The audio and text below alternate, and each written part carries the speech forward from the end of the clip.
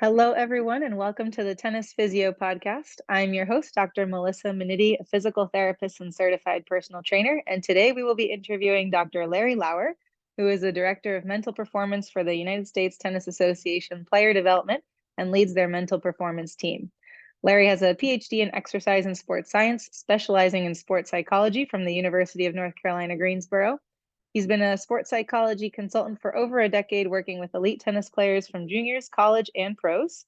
Larry was an assistant coach and mental coach for the Michigan State's men's team for 3 years, helping them reach the 2013 NCAA tournament. During a stay in Michigan, Larry worked for nearly 9 years as the mental performance consultant to USA's hockey's national team development program, an AASP certified mental performance coach, and listed in the United States Olympic and Paralympic Committee Sport Psychology Registry 2020 to 2022. Larry was named one of the 100 most influential sports educators in America by the Institute for International Sport for his work in developing and leading the Playing Tough and Clean hockey program.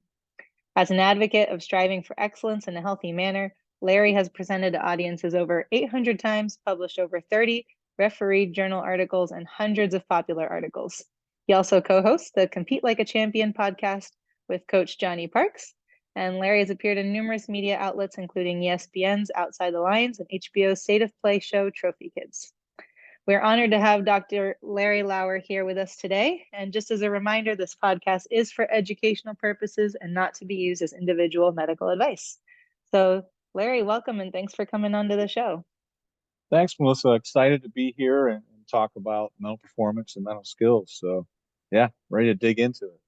Oh, yeah, definitely skills that all of us tennis players need for sure. So, I work a lot with tennis players, particularly adult tennis players looking to enhance their game while balancing other aspects of life, and want to kind of get into some of the ways to optimize their performance on the court. So, before we kind of go into those details, can you give us a little bit of background? What got you interested in sports psychology? Yeah, a big part of it, like many of my colleagues, was I was trying to find answers for my own performance and some of the things I was dealing with. And why do I perform great on some days and other days, like I can't find it? And some days I Mm-hmm. was super confident, other days I wasn't. And sometimes it felt like almost magical, right? Like when it came together and how am I doing that? And then other days was awful in it. So yeah, I took a sports psychology class at Clarion University during my undergrad. Dr. Kraus, who's a psychology professor there, led it, and it started answering some of my questions. Like, wow, this is really cool, and it was opening up a lot more questions for me. Yep. And I was hooked on it. I was like, wow, this is exactly what I've been looking for. I was coaching, I was playing. Back then, I was doing a lot of baseball. That was my best Mm. sport, and it just started answering a lot of my questions. And then as I moved on through my training, continued to rely a lot on these theories and principles to help me be an ice hockey director for 2 years, and just some of the questions I was trying to answer there, and working with parents or working with young athletes and coaches, and yeah, they're just carrying forward and through all these years working with tennis, whether it's again with players, parents, or coaches. How do we try to put people in a position where they're achieving their goals, but in a good way, in a healthy way, and obviously that's a huge topic of discussion these days. It wasn't so much when I was coming Mm-hmm. through as a student. It was more still about performance, but I think Yep. now we've come around the holistic sort of view on performance, and it's a very good thing. And yeah, but there's so many things we still have to learn. So I love the field. I love trying to answer questions, trying to help people become better. So yeah. Absolutely. It's about finding that balance, right? Not only being able to perform on the court, but being able to, be mentally healthy outside of the court. And I think just as you mentioned, finding that consistency from one match to the other versus one day it magically works and other days it's like, what the heck is going on here? So, Mhm. as we start to hone in on some of these skills, what are some of the top three mental skills that all players should have, whether they're juniors, pros, or adult recreation players? Yeah, that's a great question. And I'm about to cheat here because I do know how to count, okay, but I'm gonna actually end up giving you more than three, I'm uh, okay with that. but I'll explain this. I think the number one thing, and Peter Haberl at the United States Olympic Committee used to talk about this. Focus is like the currency of high performance. Hmm. Performing in anything you do is being focused, being present, right? Because all the research has been done on great performers, great performances over the last 50 years. There's that commonality that they were present, right? They were there. And that is a skill, right? Being Hmm. present, being able to focus on what you want when you want.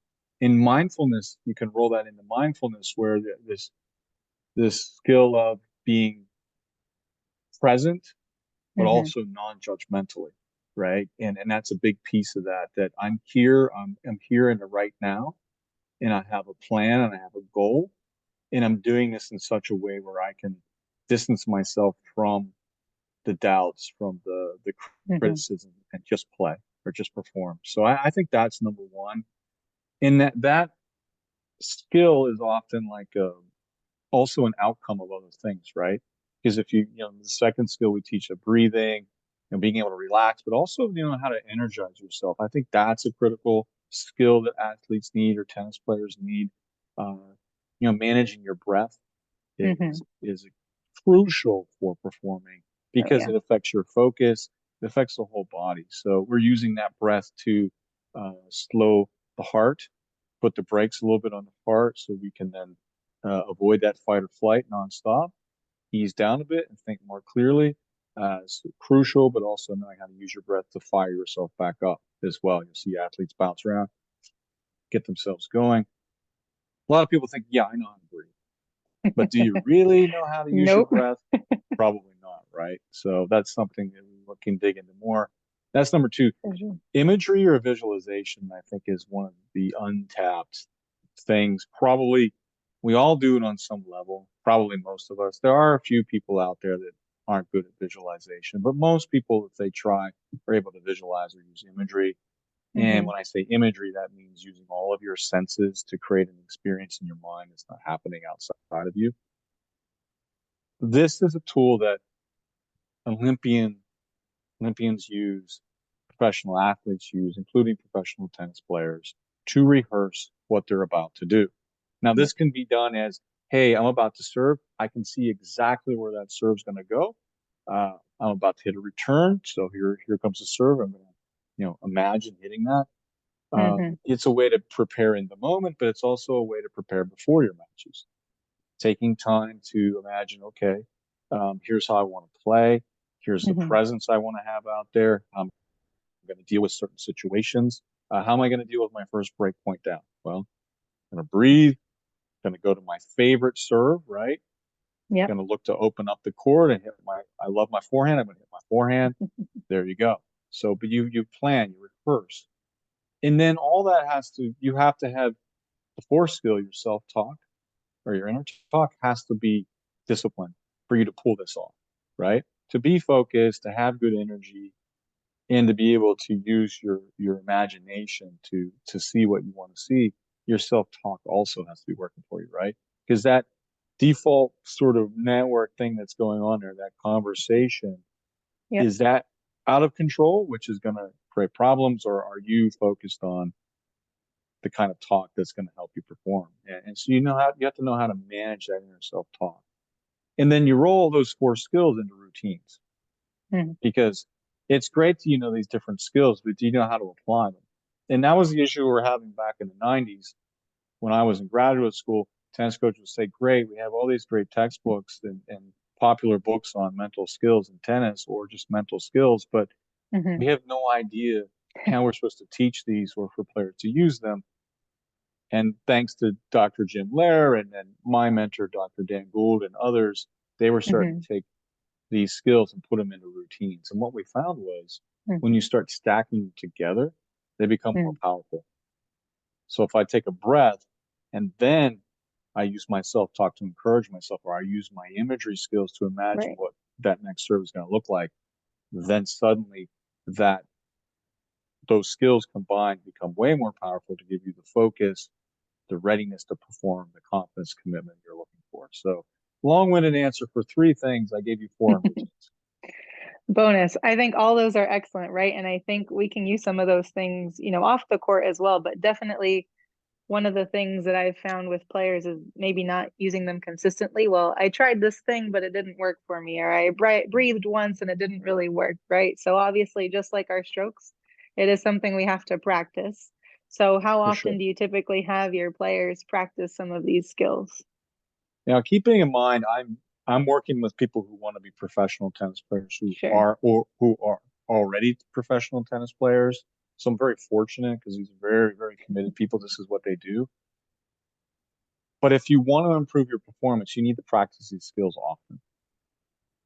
Now, let's say you might not be spending 20 minutes a day like a pro Mm-hmm. athlete's going to be doing breathing, mindfulness, imagery, journaling, whatever their preference is and what they're doing. But even if you're taking a little bit of time each day, that is beneficial, right?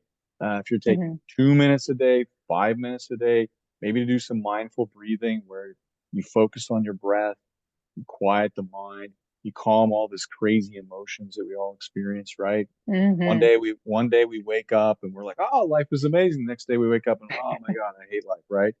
Yep. Getting things back into a good place, right? Where our emotions aren't wreaking havoc with us and we're able to then start to center our focus on our purpose for the day. What do we want to achieve? How do we want to achieve it? This is where we use our journal. This is where I use our imagery and our self-talk. So Mm-hmm. we practice this. We talk about going into the mental gym. And that's Mm-hmm. a term that I borrowed from others. But we're going to go into the gym and we're going to do our push-ups and our pull-ups and our planks and Yep. all that other good stuff, you know, that we would do to exercise our body. We're going to do the things to exercise our mind because not only does doing these things daily de-stress you, keep you goal focused, help you plan, help you reflect on what you've learned and cement home those lessons better,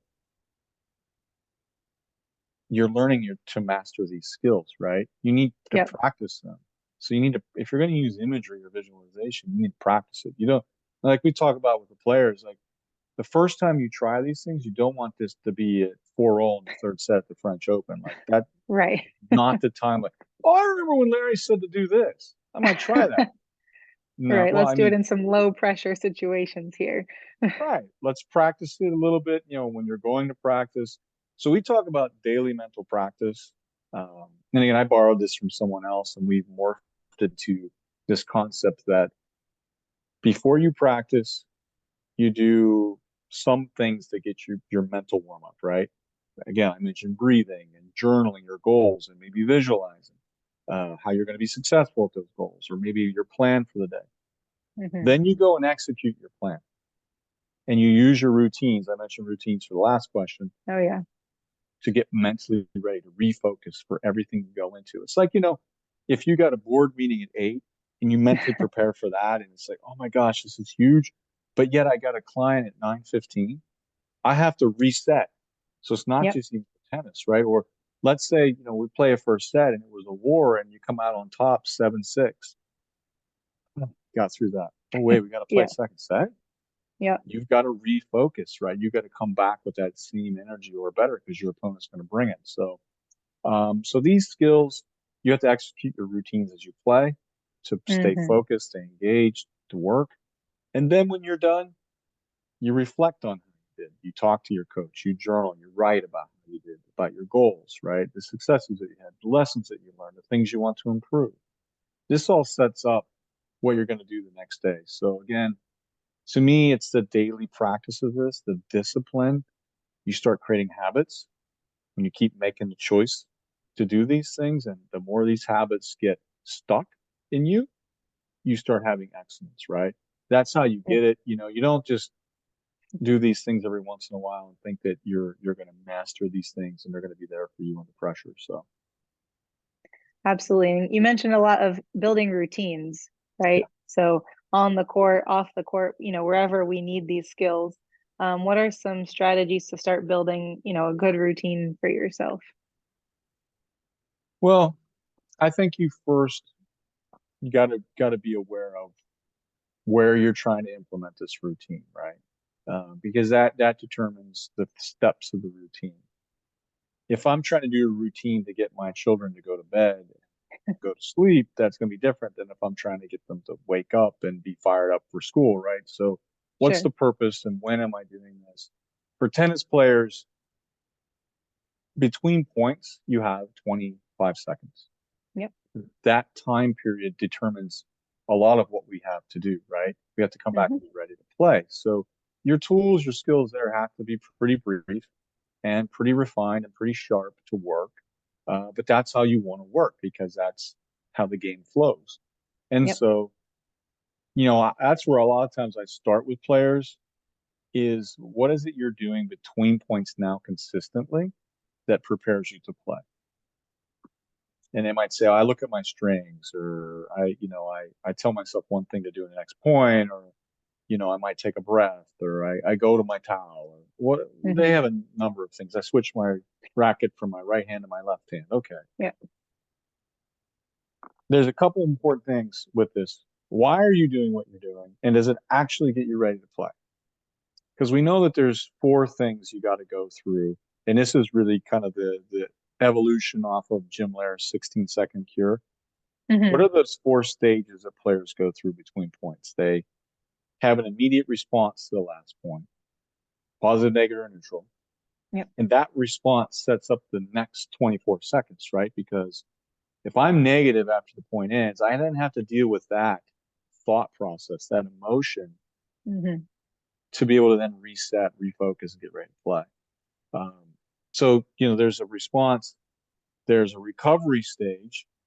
And this is where we think about players walking behind the baseline, taking some breaths, gathering themselves after the last point.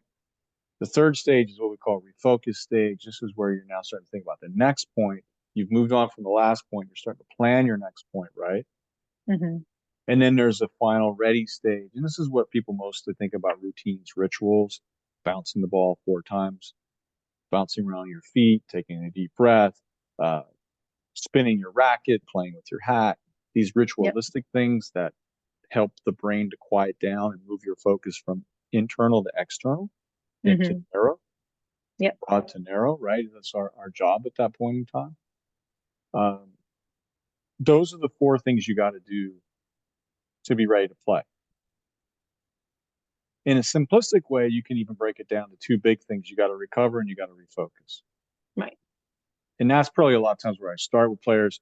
Hey, are you recovering? And recovery is physical, it's mental, it's emotional. And are you refocusing on how you're going to play next point? So that's where you can begin. And you say, well, what are the things that I do to recover and refocus? Well, I go to my strings. Okay, well, what is that doing? Hmm. Well, that's getting my eyes in the court and I'm not thinking about the last point. Okay, great. Hmm. What's your plan for the next one? I don't have one. Well, you might want to think about where you want to serve on your serve, right? You might think about generally what your plan is for your return games, right? I'm trying to Hmm. neutralize my opponent, get the ball deep in the court or whatever, get them moving. So then you start scaffolding, right? Melissa, you start Yep. scaffolding things. So if your starting point is I go to my strings, that's great. Now let's pick a But plan then, for the next point, right? yep, And pros have like more advanced plans, like serve, and then what the for next sure. ball is going to be, or the next two balls. Yep. Adult players don't necessarily have to have a serve plus two, but I think you want to know where you're putting your serve, right? It helps your partner, your doubles Absolutely. partner, for sure. Yeah. You can Gives you locate it. at least that little bit of a game plan of, okay, this is where we're going to aim for. This is what we want Right, to target. Are we going to play aggressive? Are we going to do more defensive game? Thinking about that, right. especially in doubles, right? Planning Yes, that out with our partner, in that in between point sort of stage where you're talking about, refocusing, and right. getting back onto the next point. For So, sure. And if you are playing singles, you still want to have that plan because the more planful you are, the more likely you are to execute your plan, which is great because ideally that plan is to emphasize your strengths and yeah, expose their weaknesses, right? So that should be absolutely. the ideal way of beating this other person, just Sure. in the way you're doing it. And And so we want to have a plan, but that's how you start building, right? And again, you can do it in different ways. You know, it could be you start with a breath for recovery. You notice the person rushes and they're constantly out of breath. So then maybe you Yep. start with slowing down and doing some kind of deeper breathing, causing them to slow down. Now, we use sort of like different symbols and cues on court Hmm. too. So, probably a lot of the people who are listening to this know about the towel in tennis. Like this Yep. towel, like everybody's going to the towel and take 25, 30 seconds. There's a Right. reason for that because we're trying to emphasize recovery and getting ready for the next point. Not everybody Hmm. does it, and some players do it too much, but whatever. That towel can be a symbol to the player that, hey, point is ended. I'm going to wipe off the last point. It's going with the towel. I'm playing the next point now, right? So we use that Yep. symbolism to help them move on from the last point.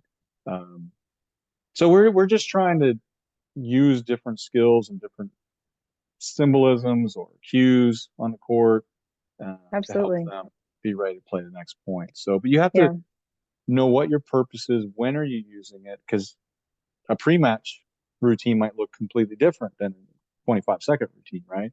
And Right. and then you have to determine what is it that I'm doing now that works, and how do I build off of that. So, Absolutely. And I like that visual, right? It's a wiping it away, kind of if we think about swiping things away, right? It right, really gives people us love that swiping, visual of moving on. Yeah, we swipe all day long, right, on our phones.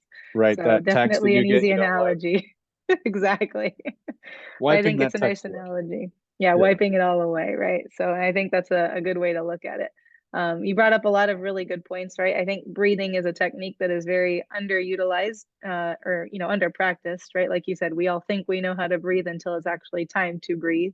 And it's also part of that physical but mental recovery. In terms of breathing techniques, I know there's a lot of different ones, right? You have diaphragmatic breathing, you have box breathing. Obviously, on the court, you want to do something kind of quick, to kind of get you recover, but also allows you to relax. Is there any one of those or other techniques that you would usually teach players for breathing on the court? that's a great question. Appreciate you asking it because we're trying to teach them multiple techniques and then when to use them, and then we're also trying to teach them in such a way that they can do them in a few seconds and they're effective, right? Which takes practice. Yep. We still lean on that diaphragmatic breathing as our home base, teaching them the mechanics of breathing and trying to improve essentially the belly breath, right? And getting Yep. a deeper breath, if you want to think about it that way. Um, Hmm. and then we'll teach them, to double the exhale if we're looking to emphasize that relaxation response. Um, so maybe like in between points, it's going to be like a 2 and a 4, for example, 2 in and 4 out. Yep. Um, but they might practice also like a 4 and an 8. So they're learning to Hmm. extend that, but then they're trying to get the same feeling when they do 2 and 4 when they have a racket in their hand or standing up. So we sort of try to adapt things to make them work in that 25-second time period. But those are big ones. We do teach triangle breathing, to teach box breathing. You mentioned box. Triangle is just the breath hold after the inhale.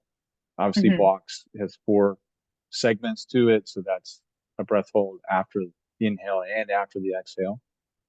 We like to use those breathing holds because not only do we think that they're training, a greater capacity to breathe, but also it creates focus, right, on one thing.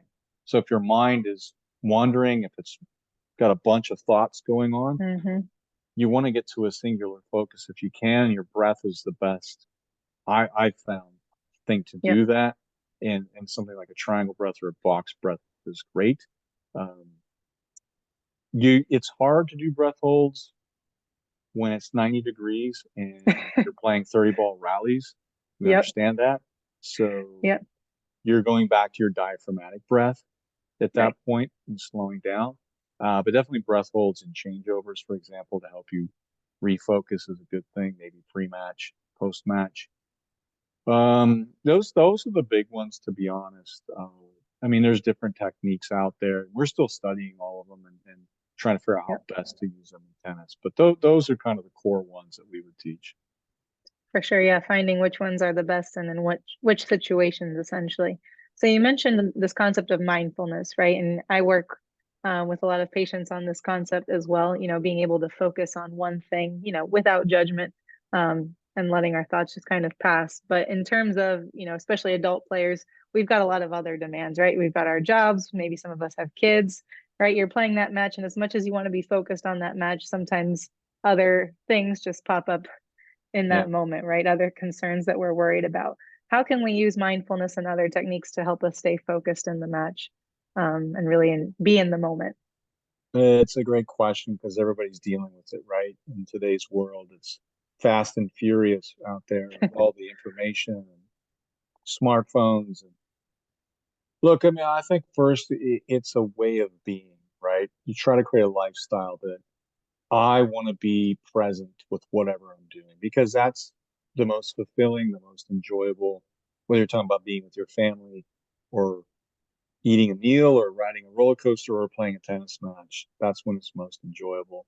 Um, but with that being said, thoughts are going to butt their way in. They always do. And the Yep. more that we expect it and accept it, I almost embrace it. Like, you know what? That's my Mm-hmm. mind wandering. That's normal. It's okay. Because I think sometimes people listen to podcasts or they listen like to us talk and compete like a champion, and they're like, okay, I got to do this. And then when they go Mm-hmm. out and they have a thought about double folding, like, oh my God, I'm failing. No, you're not Yeah. failing. Yeah. Not double folding sometimes, I promise you. Mm-hmm. It's one of those random things that jumps into your brain. So instead of making a big deal of it, recognize this is the mindfulness part of it, right? Mm-hmm. Recognize it and then distance yourself from it. You can, again, Yep. let it disappear off in the distance, focus on your breath, or you can focus on a word like here now or whatever you want, Mm-hmm. or and then move your mind towards okay, what's the action that I'm going to take? Because at the end of the day, what we all want in terms of our readiness to play is what am I going to do, right? What's Right. my plan and getting to Mm-hmm. that point? But so the mindfulness in all of this, being present, being aware, being able to recognize, man, you're getting really angry right now, Mm-hmm. but that doesn't control me. And that's Right. the beauty of this way of thinking. Whereas I'm not just trying to stop myself from being angry. I'm gonna Mm-hmm. accept my emotion, but I'm not gonna let it control me. I'm gonna distance myself from it. I'm gonna breathe. I'm like, okay, I feel anger, but I'm not anger. I get to choose what I want to be. And right now, I want to start composing myself because I want to be ready to play this next point. Mm-hmm. I worked That's for such, yeah. years. Yeah, go Go ahead. ahead. Sorry. I was going to say that's such a great point that you highlight because I think a lot of us attribute to I'm angry, I failed that point, I am a failure versus Yeah. okay, I double faulted, great, move on, next point, right? Versus I am a failure because of this thing that just happened, right? Yeah, trust me. I mean, I've seen players go out to the U.S. Open and fault four straight times to lose the first service game. I'm like, man, that's rough. I Yeah, wouldn't want to be that guy, but you know what? He fought back. yeah, That's the thing is, it's a very stoicist philosophy here that we're pushing, but stuff happens to you and then you deal with it, right? Because we don't mm-hmm. get to choose the stuff that happens to us.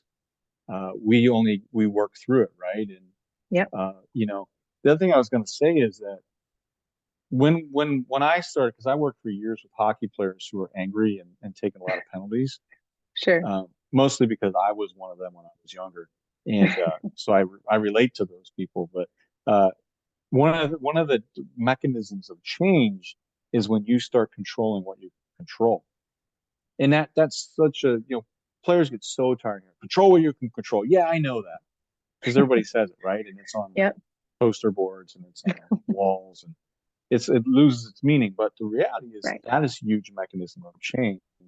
Yep. When it comes to these things, if I can focus on not what's happening to me, but how I want to respond to it, that's my choice. That's my power. I don't get to choose that person took that point from me with a bad line call. I get to choose how I respond to that. How do I want to be? And that's the power that you have. And it's not always easy to be that way. Promise me, I know it personally. Uh, it's a work in progress all the time. But that's the choice you get to make in this life. You don't get to choose what others do.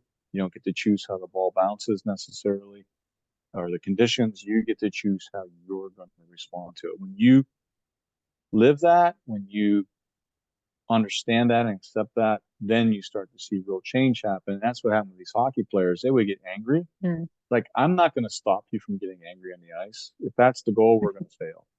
You're going to Right. feel anger. How is it you want to respond to it? And it's the Hmm. same for our tennis players. You're going to make mistakes. You're going to think, please don't make a mistake here. And that's not what we want you to think, but it happens. So Right. how are you going to Yep. recover from that? How are you going to Hmm. refocus? So, And I think that kind of goes along with the idea of, a lot of players put pressure on themselves either when they're losing, right? Of like, come on, why aren't you, winning? Get your energy up, all these things. Or if they're winning, right? They put the pressure on themselves as, oh, I got to keep going, right? I can't let them yeah. back into the match, right? Whichever scenario we're in, it's very easy to, put some external or internal pressures on ourselves as well. So I feel like the strategy that you're discussing helps with some of that, right? Being able Hmm. to be present in the moment and not have to um, worry so much about the judgment associated with some of those things, Yeah, right? because I think, I see it with our junior players a lot, and that is there's a way this should be going, and it typically doesn't go that way, and then they're Right, just exasperated by it. Like, why is this not happening the way I? Because it happens in the drill, but yeah, the drill is a closed environment. right. It's not the open environment of a match playing against somebody else. So, um, there's just a healthy level of acceptance you need to have that tennis is a messy game. It's full Hmm. of unforced and forced errors, and Certainly. it's okay. It's Yeah, fine. absolutely. And there's always so many unpredictable moments in tennis that you never know what's going to happen, right? So Yes. in some of those moments, right, obviously there's times where things aren't going our way. I know we've discussed a couple of these different strategies now, but are there any other ways that you coach your players through a tough time in a match, right? If they need to recover mentally when things aren't going so great. Yeah. Again, our home base is breathing and then refocusing on something in the present that we can control, something simple. That's home base. With the Yep. kids, we call it breathe and believe. Mm. Something simple. You're going to go to your breath and then you're going to, hey, what's one thing coach would tell me to do right now? Or what's one thing I think I can do? Run for every ball, hit the ball deep in the court, whatever it is. That's like home base. And then we start to build off these refocusing routines, Hmm. right? So another level of this, and I've mentioned this word, and it is more in this sort of mindfulness approach, and that's acceptance, right? That acceptance is very powerful because it gives us the ability to let go. That, okay, it is what it is. I'm not going to change it. So why am I going to bother myself about it, right? I'm not going to worry about it so much. So, Hmm. my opponent's hitting the ball high to my backhand.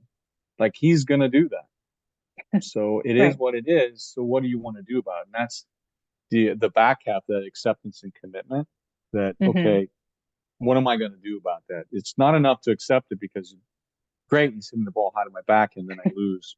Oh, and oh, it's like, okay, great, he's hitting Hmm. it to my back and it is what it is.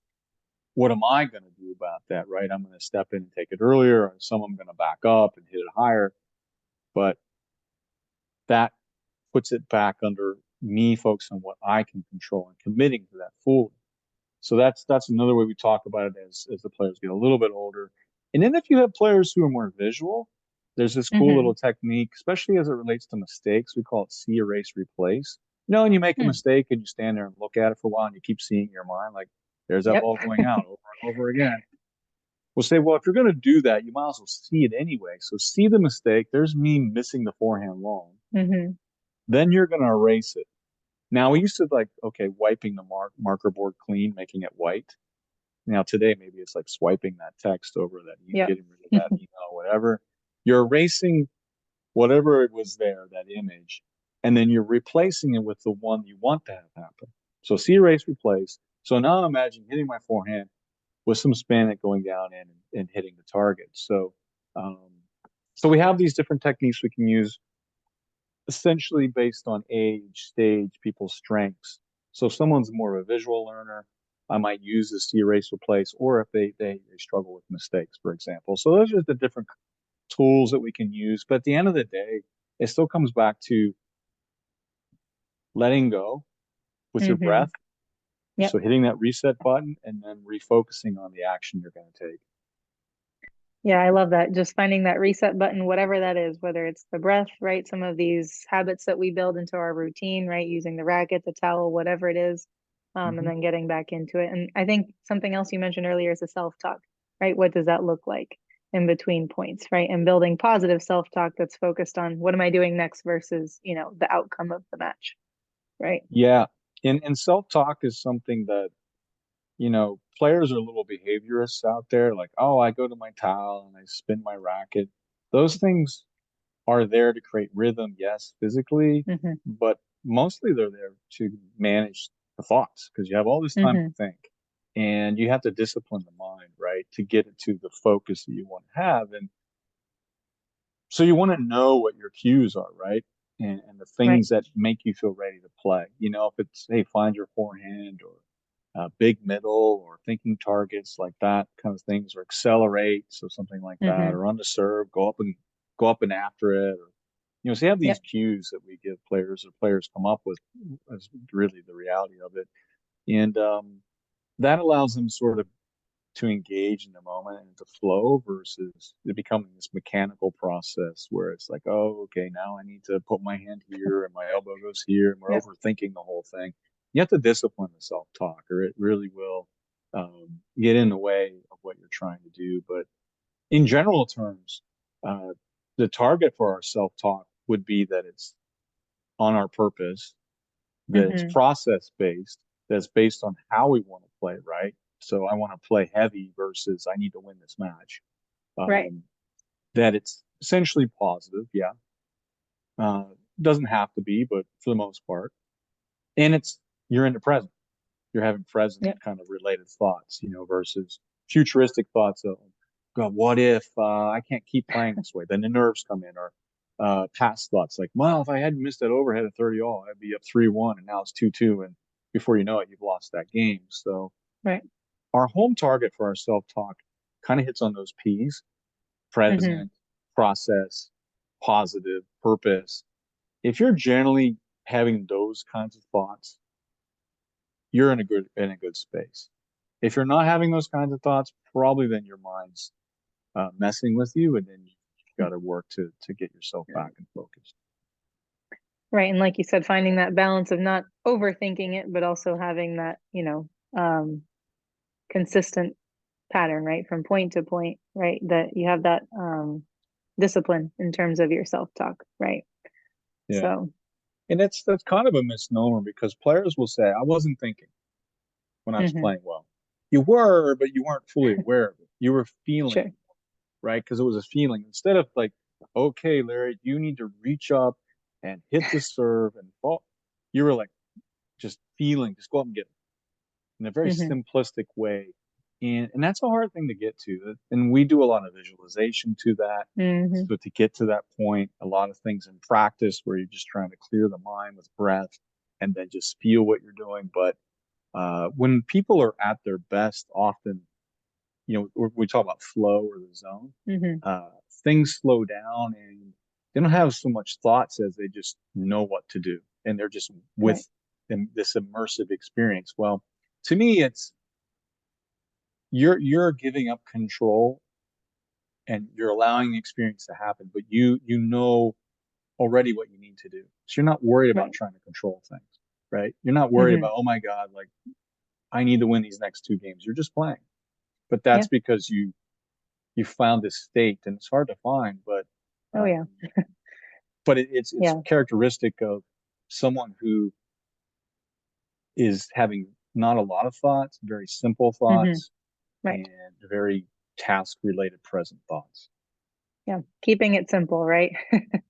Right, and that, again, there's so many different ways with this topic. Like we even have arguments about this, like how simple, right? Because Mm. things can get too simple where you're not adapting or whatever. But to me, pre-match, during the match, you want to think bullet points before you play, like the day before, after you play. Then you can think about it in sentences if you want to put it that way. And hmm to do that, though, you have to be planful.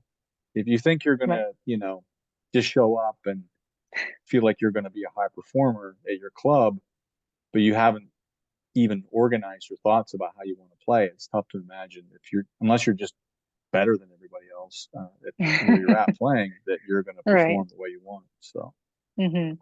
Yeah, absolutely. There definitely needs to be an aspect of practice and intention before getting on the court for these yeah. things to happen, right? They just don't happen on their own. No, they don't, and that's every single player should at least know how they see themselves playing. How do I win Hmm. points is one way to think about how I am when I'm at my best. That's kind of, Right. again, this is like your identity. Um, Hmm. you'll hear like if you talk to tennis players, they know the language. Like I'm an aggressive baseliner. Hmm. I'm a all quarter, right? You'll hear players even say Right. these things. I'm not so sure that players that don't play that much really get this. So you want to think Hmm. about, well, how is it that now, if you're just trying to get a forehand in the court, that's another story. Uh, Sure. but if you're playing competitively, you want to have an identity of how do I play points? How am I going to be successful? And you want to keep coming back to that as you play. Hmm. Absolutely. And then, a lot of players tend to play doubles, especially Mm. when we get into the adult ages. And, the dynamic can be sometimes a little bit different than singles, right? Since you do have the other person to bounce off of in terms of energy and mental focus, right? How do you recommend, people who play doubles, how can they support each other? And what kind of mental strategies can they use to stay focused together as a team? Yeah, it's great. I think you do have to adapt your routines in between points because you got somebody else out there to talk to, and you need to plan the next point. Energy is huge in doubles, huge. It's a momentum game, and points happen quickly, and so I think it starts with communication when it comes to doubles. Having good communication, having worked out how you want to interact with one another while you're on the court. And one thing I see good doubles teams doing is they always come together, Hmm. especially if they lost the point. They will come together, clap hands, whatever, but they'll stand together. That closeness reinforces his team. It reinforces we're in this together. Then you can encourage one another. Um, you can talk about the plan for the next point. So a lot of communication needs to happen, and I think you need to create that closeness coming together between points. That's going to make that tighter team cohesion, right? That you're looking for. We're in this together. I was just talking to a player about this, where they win a point, great, the person will come over. If they lost a point, the person would avoid them. It's like, well, Yeah. that doesn't make you feel that great when you lose a point. So Right. you got to do it consistently, come together. We don't always feel great, but we still need to reinforce and support the other person. A lot of times in doubles too, actually, players will tell me this, that they like it because they can say the things that they want to say to themselves, but they can say it Mm, also to their teammate, to their doubles partner, like, hey, we're going to right. get this. We just got to hang Yep. in there. And saying Yep. it out loud really helps them, right? And saying it to someone Yep. else is like, yeah, yeah. So Yep. that doubles mentality sometimes is a lot easier to be positive, encouraging, um, Yep. which is awesome. And I think singles players should play doubles, even just for that reason, to improve your volleys and approaches and stuff Sure. like that. All the But good stuff. all those, a lot of good reasons. Um, but you do need to adjust. You're not just out there for yourself. You need to be there for the other person, communicating, encouraging. I think you work out your communication before you ever step on the court. Here are the expectations that we have for one another. Um, Hmm. and just get on the same page. So critical. Uh, yeah, in terms of like your traditional mental skills, probably those drop into the backdrop a little bit to the communication with one another, encouragement of one another, just Hmm. because of what it takes you need to do in doubles, but still use your breathing. You can visualize how that next point's going to go. Um, the self-talk obviously is becomes hugely important because you got somebody else out for it. So if you're thinking you're Right. terrible, that's not going to be helpful. So, No. um, so these skills are still there, but I find in doubles a lot of communication is very important. Yeah, and I think too, managing different personalities on the court, right? There's some people who are more outgoing as doubles partners and Yes. others who are a little bit more reserved, and figuring out what is that balance, right? Do we come together every point? When do we want to come together? How do we communicate about the next point? So then it's also not an overwhelm for someone who doesn't want to talk between every point. What is that balance essentially? Yeah, and it's a balance of energy too, right? Because if the other player thinks they're giving all the energy and Hmm. the other their partner is giving nothing, then Right. it can become, not a great relationship on the court. So Yeah, can make it a little bit more draining than it would just to be playing the match, right? Having to exactly. balance your partner's energy as well. Yeah. Yeah, absolutely. So we've talked about a lot of different things. I really appreciate all the insight you've brought to us, Larry. Is there any other things that you would like to leave our audience with here, that would be valuable for us to know? Yeah, I thank you for the time. I appreciate it. Players ask me all the time, what do you do in big points, right? Like, how do you the pressure moments? And I think it's pretty similar to the stuff we've been talking about, these routines, refocusing well and practicing these routines. One thing I like a couple of things. One is embracing the situation, Hmm. really helps a lot. If I'm thinking, in the changeover and we're going out to serve and it's 4-5, this is where I want to be. Where else would I rather be? Right. And if you got a doubles partner Right. like saying to them, this is fun, this is right where we want to be, right? That Hmm. changes the whole mentality going into that next game where you're going to be more aggressive, have better energy. So remember that. I also think under pressure, emphasize your strengths. If your forehand's your strength, find a way to get it to your forehand. If your return's your strength, then really go after your returns, whatever it is. But great players emphasize they use their strengths under pressure and they trust Hmm. in them. And one thing I always remember, and some of your listeners will remember this. Andreescu was playing Serena Williams at the U.S. Open final a few years ago. Hmm. And if you remember, Serena was starting to make a comeback and the crowd was going nuts. I was there. I was watching the junior match because there's no Yeah. way I was getting in to see that match. It was too packed. I'm watching a juniors final, which is where I'm supposed to be at that point. But Hmm. uh, place is going nuts. It's loud. I remember listening to Andreescu afterwards. When Serena was coming back, she went into the changeover and said, "Okay." She took a breath. What am I going to do about this? And she just went back to the things that were working before. Remember, we talk about simple. What's Hmm. working? Go back to that. And she did it, and she won a Grand Slam because of it. So Yeah. you tell yourself what is working, you visualize it, you commit to it, you go and do it, you take that action. That's much better than hoping your opponent's going to miss under pressure. If you're Right. playing someone who's good, they're probably not going to miss. You can't Yep. count on that. You got to make them Hmm. miss, or you got to win the point. So, Yep. um, these are things that I've learned in those big point situations, and just work your way through it with your breathing. I think those things help a Yep. lot. I think all of that is excellent advice. Thank you. Certainly something we can all start to practice on the court for those big moments that sometimes we struggle through. For sure. So, Larry, thank you again. If people want to find you and learn more, and hear more of the great things that you have to teach us, where can they find you? Yeah. Well, thanks for asking. I'm on Twitter, so Larry.Lauer.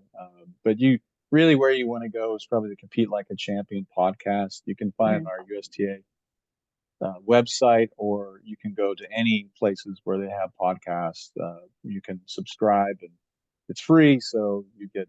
We're putting them up like every other week now. So Sweet. we're actually doing also skills and drills. So we talk about different drills. Coach Johnny Parks and I that we use or we want to use to work on certain things. So we're getting pretty practical, and then we have interviews and stuff like that. So those are places. Certainly, our USTA player development website is the place to go as well. So, um, but yeah, there's a lot of stuff out there, and certainly, we like to call through all that in our Compete Like a Champion podcast and get to the things that we believe are backed by science or backed by best practice. So that's usually where I push people to go.